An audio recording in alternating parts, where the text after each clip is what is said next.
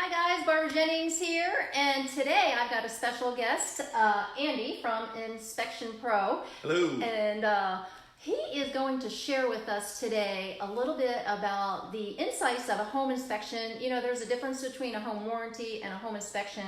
And if you're a buyer and you're looking for a home inspection for a property that you've just put a contract on or something, Andy here is a local home inspector and he's been in the area for quite some time now. And hey Jimmy, thanks for joining us. And take it away, Andy. Hi everyone. One of the questions that I get a lot is exactly what does a home inspection cover? And really it's quite a lot. I'm going through every system of the house, every drawer, every cabinet, every light switch, every door, storm door, everything is getting checked. I'm taking the covers off the HVAC machines. I'm making sure that everything in the house is functioning correctly. Wow, that's a lot of stuff. That's why our typical inspection length is right around 2 hours. You know, Okay. it's not just going through the systems, it's answering questions, giving insight as far as maintenance. Anything man-made is designed to be used and maintained. Very good. So these are some of the subjects, you know, that we cover on home inspections, because that makes you a much more effective homeowner and it's less expensive to take care of your house. That's a very good point there. One of the ways that that we check out the house is the roof being pretty much the most important system on the house. It's your first line of defense against the elements. Yeah. So do you have to climb up on the roof there, Andy? Not anymore, thankfully. You know, there's some of these roofs around here in the Fredericksburg area, they're pretty high. Exactly. With 3-level townhomes, a 12-12 pitch, or right after rain, no inspector is getting on the roof, at least not a small one. What we do is we actually use a drone. And this is how. Let's see. He's got a little picture there. This is how we can see the various issues going on with the house. Now, to the layman, this picture looks just fine. To an inspector, this is, hey, we are missing a necessary piece to this roof. So this is one of the ways that a drone gives us an advantage. We can see everything with the grains of bitumen on there, so we know if any is missing. Plus, on top of that, at the end, you get some really covered with the cost of the inspection. Well, that's some really good stuff, and I'm sure, Andy, that saves you a lot of time, too, because I remember Absolutely. a long time ago, home inspections, I'd be there with a home inspector 4 or 5 hours. You know, I don't know about you guys, but I'd bring a book as the home inspector and the buyers were looking around.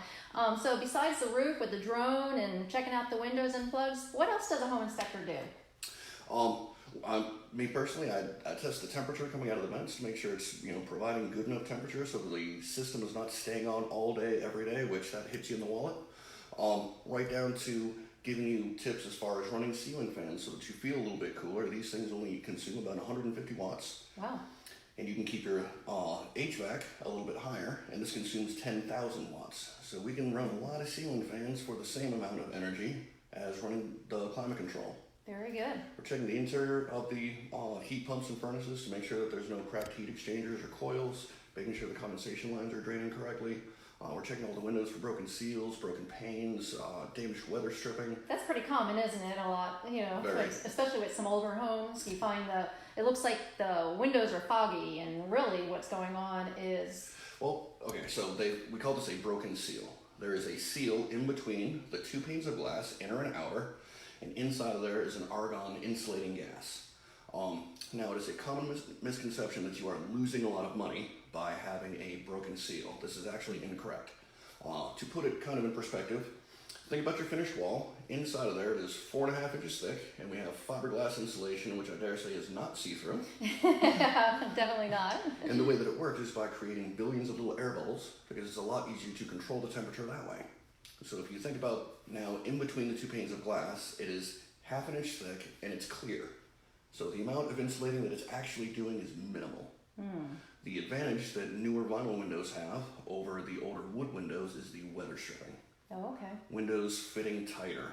The 2 sashes actually overlap, so you don't have any air penetration through them.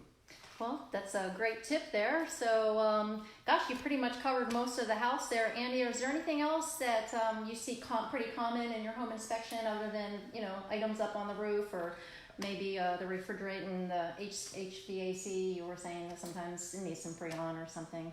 Very common.